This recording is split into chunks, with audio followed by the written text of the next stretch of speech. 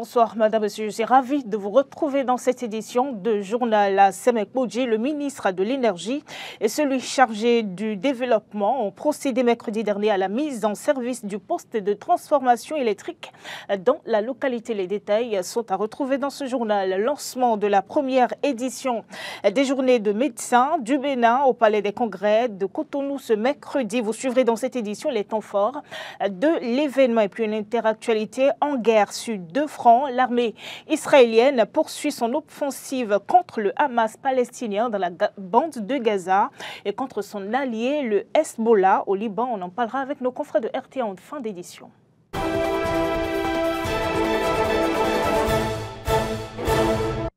Merci, Madame, Monsieur, de toujours nous préférer pour vous informer. On ouvre cette édition de journal par l'ouverture hier de la deuxième session ordinaire 2024 de l'Assemblée nationale. Au total, 12 projets et 4 propositions de loi à examiner au cours de cette session, dont les travaux démarrent par l'analyse du rapport d'activité du président de l'Assemblée nationale. Je vous invite à suivre les impressions de quelques députés sur le discours prononcé par le président Louis-Yves Lavoudon. Oh, la première impression, c'est le cours magistral de philosophie que le président nous a donné. C'est bien que de temps en temps, comme ça, les députés prennent de la hauteur sur le quotidien et mènent des réflexions philosophiques aussi importantes. Voilà, moi j'ai aimé. La réflexion jusque-là est restée individuelle puisqu'il n'y a pas eu de débat. Donc forcément, je considère que le président a fait une très bonne réflexion sur des questions de philosophie. La haine, je propose l'amour. C'est bien beau ce que dit le président. Et cela allait être encore plus beau si la majorité présidentielle appliquait ce qu'on dit. Le problème, c'est même pas la haine, c'est pas au Parlement. C'est la majorité gouvernementale. La majorité et le peuple. Les comportements, les différentes lois que nous votons, est-ce que ces lois vont dans l'intérêt de nos populations?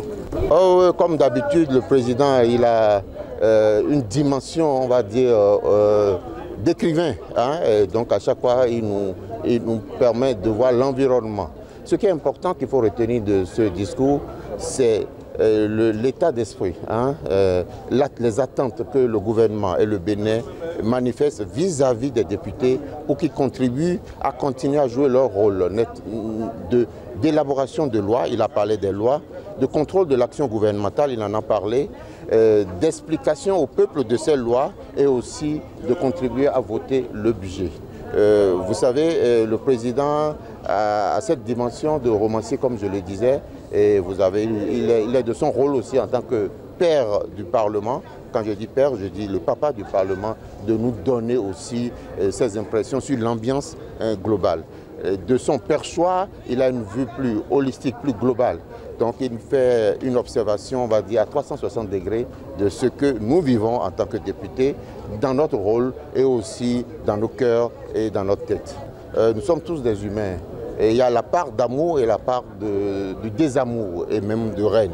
Le président, pour une fois, de manière spécifique, a touché cela. Ça veut dire que de son niveau d'observation, de son rôle de président de l'Assemblée, il a dû observer certaines réalités. Il a parlé de la haine entre nous, la haine de celui qui peut vous faire de l'ombrage, la haine de celui qu'on n'aime pas ou la haine de celui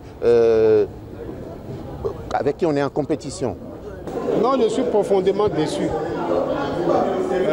Tout observateur ne retiendra qu'une chose de son discours, qu'il y aurait la haine à l'Assemblée nationale.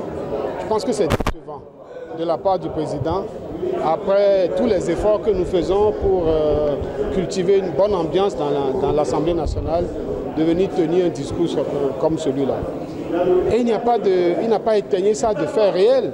C'est-à-dire que le président de l'Assemblée nationale dort, il rêve, il fait ses songes et il vient occuper le temps des parlementaires à leur parler de haine et d'amour, à rentrer dans un essai philosophique dont il ne mesure pas lui-même les dimensions, dont il ne mesure pas les contenus. On a tendance à croire qu'il a fait un copier-coller sur Internet, Wikipédia ou Google, etc., qu'il est venu nous débiter. Je suis dérangé. Ce n'est pas ça le rôle du président de l'Assemblée nationale. Voilà. Ça, c'est mon sentiment. Le ministre de l'Énergie, de l'Eau et des Mines et le ministre d'État chargé du développement durable ont procédé hier à la mise en service du poste de transformation électrique 161-2063 15 kV de Semekpodji et à la remise des clés de 8 véhicules pick-up à la Société béninoise d'énergie électrique. L'événement marque un nouveau pas du gouvernement dans le processus du renforcement de l'autonomisation énergétique au Bénin.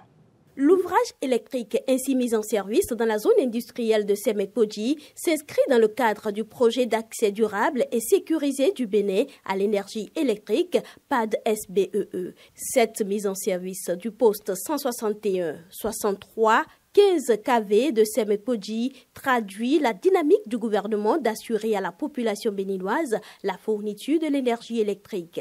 Ce poste de transformation électrique a pour objectif de stimuler le développement de la zone industrielle de Séné en lui fournissant une énergie électrique fiable, stable et de qualité. Ce poste sera essentiellement dédié pour la partie moyenne tension à l'alimentation des clients actuels et futurs de la zone franche industrielle de Séné. Il permettra également, à travers la ligne 63 000 issue de ce poste, de mettre à disposition une puissance complémentaire de l'ordre de 100 MW pour l'alimentation des régions au nord de ce poste et pour renforcer à terme l'alimentation de Cotonou et de ses environs.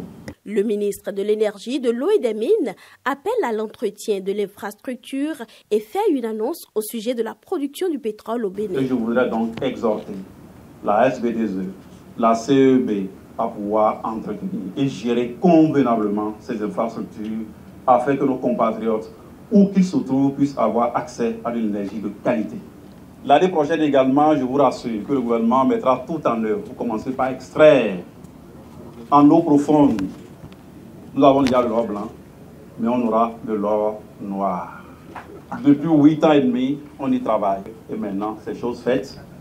L'année prochaine, par la grâce de Dieu, nous allons commencer également par être un pays exportateur, producteur, puis exportateur du pétrole. En procédant à la mise en service du poste de transformation électrique, le ministre d'État chargé du développement et de la coordination de l'action gouvernementale est revenu sur les avantages de l'ouvrage réalisé par le groupe Vinci Énergie pour le Bénin. Ce projet alimente et a commencé par alimenter déjà depuis quelques mois l'ODIB. Mais ce projet, en traversant près de 33 communes, permet aux populations d'avoir accès à une énergie de meilleure qualité et bien sûr à un coût plus abordable. À la suite de cette inauguration, il a été procédé à la remise des clés de 8 véhicules pick-up à la SBEE afin de lui faciliter l'entretien et les interventions de dépannage de l'infrastructure. Et puis d'un ministère à un autre, le ministre de la Santé a procédé mercredi au Palais des Congrès de Cotonou au lancement de la première édition des Journées des médecins du Bénin. L'objectif est de réfléchir aux maux qui minent leur profession. Clémence Tonoucoin. Placé sous le thème « Exercice de la médecine au Bénin hier et aujourd'hui, bilan, défis et perspectives », les Journées des médecins du Bénin se veulent un espace d'échange et de réflexion approfondie pour avancer des propositions concrètes visant à améliorer la qualité de l'exercice médical au Bénin. L'initiative va permettre aux participants de mener des débats sur des sujets cruciaux. Le code de déontologie qui réside notre éthique professionnelle, la formation des médecins en rapport avec l'adéquation du monde professionnel, les difficultés auxquelles le médecin est confronté dans l'exercice de sa profession, les défis cruciaux de la rémunération des médecins au Bénin, une préoccupation majeure qui persiste, la résilience des formations sanitaires privées et le financement des projets médicaux dans le secteur privé, pour ne citer que ceux-là. Le représentant résident de l'Organisation mondiale de la santé OMS au Bénin, Dr Jean Kwame Konan, a appelé les pays à revenus faibles ou intermédiaires à l'élaboration de politiques et de stratégies pour encourager les fonctions de professionnels de la santé afin d'assurer une distribution équitable des ressources humaines en la matière. L'Organisation mondiale de la santé a observé que les migrations des personnel de santé représente un défi majeur pour les systèmes de santé, particulièrement dans les pays à faible revenu et ou les pays à revenus intermédiaires. En conséquence, l'OMS appelle à des politiques et des stratégies globales pour encourager la rétention des professionnels de santé dans leur pays d'origine et pour assurer une distribution équitable des ressources humaines en santé à l'échelle nationale et mondiale.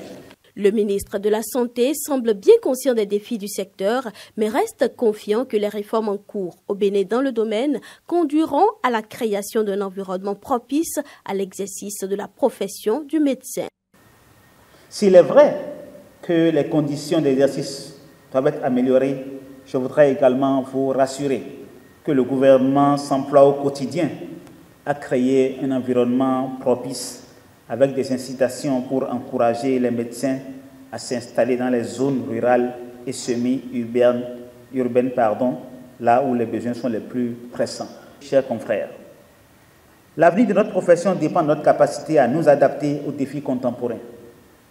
Les réformes ne peuvent réussir que si nous, médecins, faisons preuve de solidarité, de professionnalisme et d'innovation.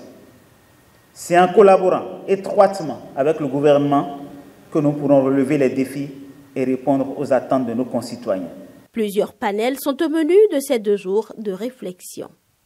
Merci à vous Clémence Tonoucoin pour ces détails. Visite d'une délégation de la douane chinoise ce mercredi à la zone industrielle de Glojigbe. La mission conduite par Yong Hai, directeur général adjoint de la douane de Gongbei, représentant le directeur des douanes chinoises, a pu toucher du doigt ce qui est fait du coton béninois au sein de la GDIZ.